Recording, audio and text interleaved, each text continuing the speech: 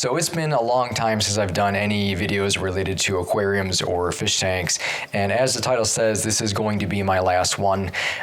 There's a possibility in the future I might do something where I might talk about something related to the hobby, but as far as upkeep of aquariums and tips and stuff like that, this is going to be pretty much the end of it. Not the end of my channel, just this type of video. And the reason for this is because, well, there's two reasons. One is that I pretty much achieved my goal with keeping aquariums, and that's what this video is going to be about. I'm going to talk about what I do to this, what I've done to it, and how easy it is to actually keep. The other reason is because I'm actually going to be pretty much getting out of the fish tank or aquarium keeping hobby in the future when the fish in this die. There's only a few fish left in this tank now, and who knows, they might live on for several years. But when they die, this is going to be turned into a terrarium.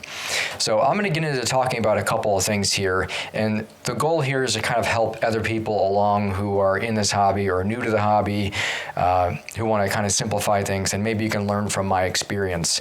So this fish tank here in particular has been set up for almost 5.5 years now. Pretty much the way you're seeing it now is pretty much how it started out. There's been some variations of the plants that have been in here, but other than that, the way it's been laid out, the gravel and everything, and just the overall look of it is pretty much the same, other than the plants that have been changed here and there, or grown, I should say, and some of them have been taken out and removed. The wood, the Malaysian driftwood in here is in the same exact spot it's always been. The rocks and everything, nothing's been moved. And that kind of brings me to my first point here, is that since I've set this up for 5.5 years, I have not gravel backed this. I have not cleaned the bottom in any kind of way whatsoever. And the water stays perfectly clean. There's nothing happening to the tank in a negative way. I have a mono shrimp in here. They've been living in there for a couple of years now. They're doing just fine, and anyone who keeps shrimp knows that shrimp are sensitive to things.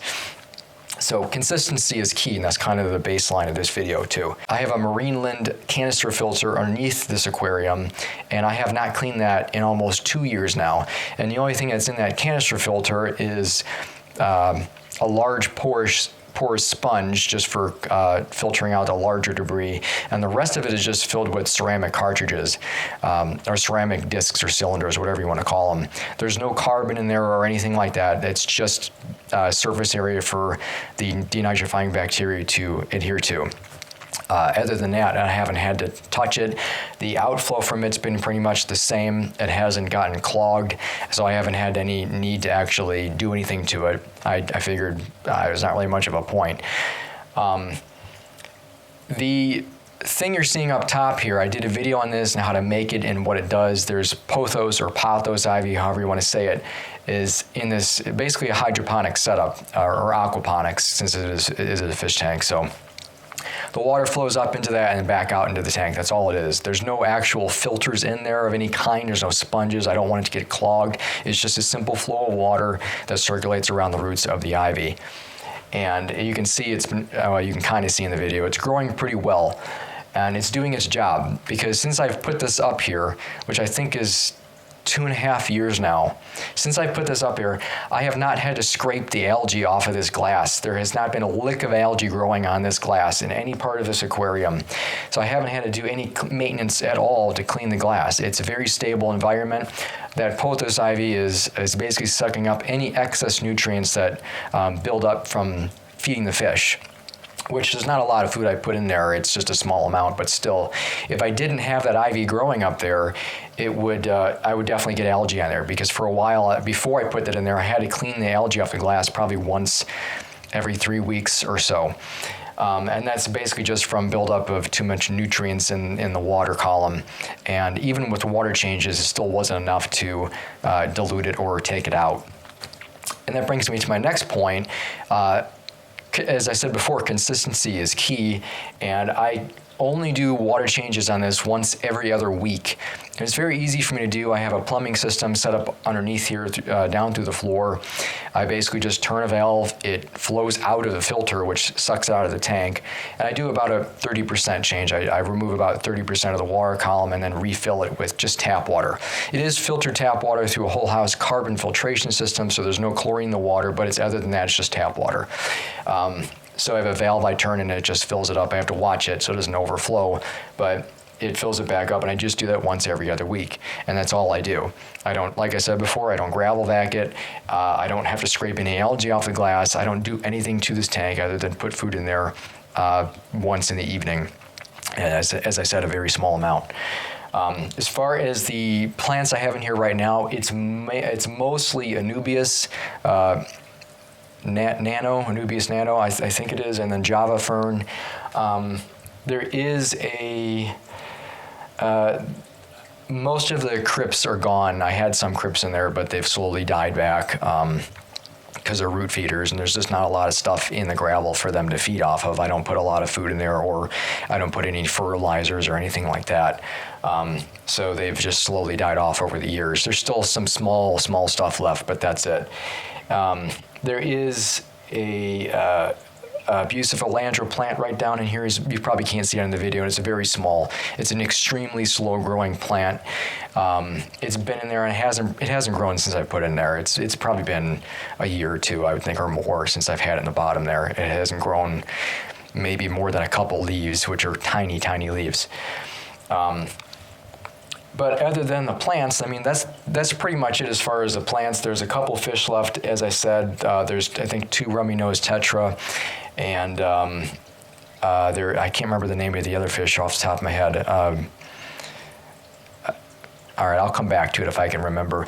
But the snails that are in here, there's red ram's horn snails here, which kind of help clean the glass. But even before I had the Pothos Ivy system up there, I had the red ram's horns in there, and I mean, there wasn't enough in there to even clean the glass whatsoever. You might see trails through the algae on the glass, but that was it. It was never enough to clean the glass. But they're in there to help out. As far as the other snails, they're Malaysian trumpet snails, and I put those in there a long time ago.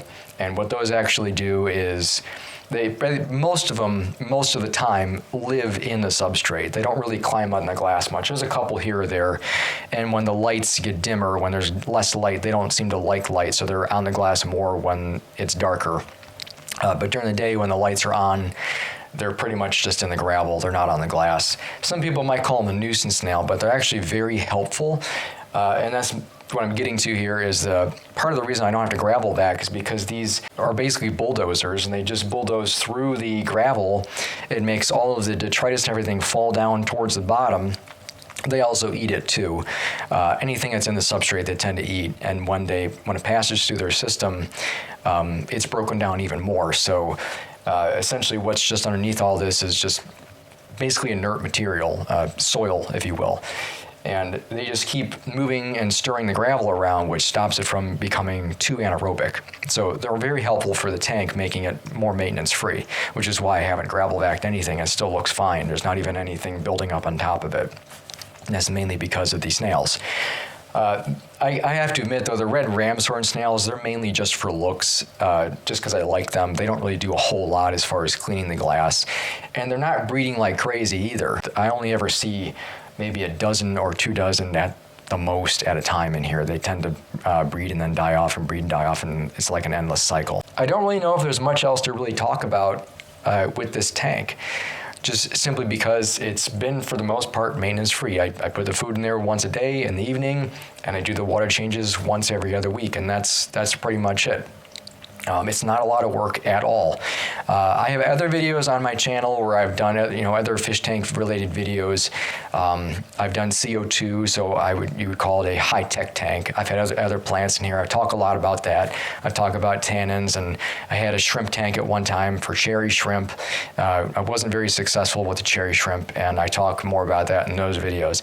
If you want to see how I made this aquaponics system with a Pothos Ivy, which to me is like one of the best additions I've done for this tank, is this is basically, that alone turned it maintenance free. So I'll list that in the video description or post it at the end of this video for a thing you can click on. But I highly recommend using Pothos Ivy in some sort of filtration system in your tank. And I know it works because there was actually a time, I do have these LEDs above it shining on it for just a little bit of light. They're not bright at all. Pothos Ivy doesn't need a lot of light, but they're on it all day, very dim, just for a little bit of light. You don't want a lot of light anyways because you don't want it to grow really fast anyways. If you suck too much of the nutrients out of the tank, then the other plants in here probably won't have enough to go around. That was one other thing I wanted to mention. The plants that you see in here, although there's a lot, they're very slow growing plants and they really don't do anything for sucking the excess nutrients out of the tank. These alone will not make your tank maintenance free, other than having surface area for the good bacteria to adhere to and grow on. They don't really suck anything out of the water column. They're too slow growing for that. So anyways, the Pothos Ivy with the flow going through and everything, you don't want a lot of light on it.